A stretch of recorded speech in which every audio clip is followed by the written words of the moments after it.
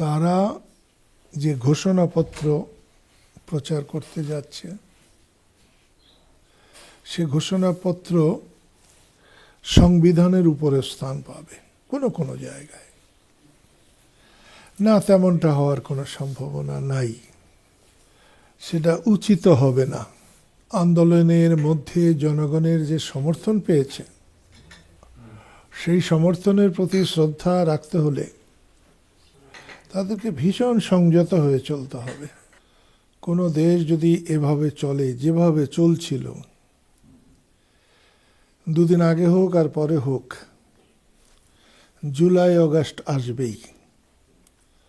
সেই দিক থেকে বৈষম্য বিরোধী যারা নেতৃত্ব দিয়েছে, তারা সঠিকভাবে যেতে পারলে যুগ যুগ জাতির শুভকামনা পাবে। আর তারা যদি বিপদগামী হয়, তাহলে আজকে যেমন মুক্তি যোদ্ধার গলায় জুতার মালা দিয়ে ঘুরানো হয়, বাংলাদেশের আকাশ ভেঙে পড়েনি,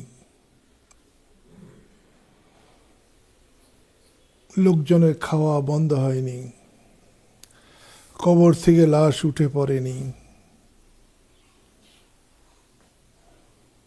ওরকম হতে বেশি দিন লাগবে না। একটা জিনিস আপনাকে আমি বলবো, বহু বছর থেকে আমাদের প্রবাদ আছে, হুজুগে বাঙালি, আমাদের আবেগ বেশি,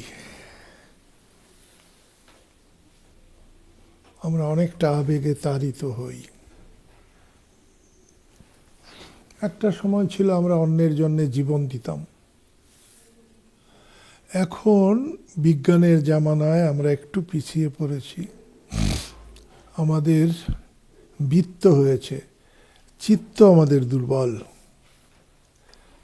আমাদের স্বাধীনতার সময় আমাদের চিত্ত ছিল সারা পৃথিবীর মধ্যে সবচাইতে শক্তিশালী। আপনি একেবারে শেষের দিকে যে কথাটা বলছেন, যে তারা যে ঘোষণাপত্র প্রচার করতে যাচ্ছে, সে ঘোষণাপত্র সংবিধানের উপরে স্থান পাবে কোনো কোনো জায়গায়।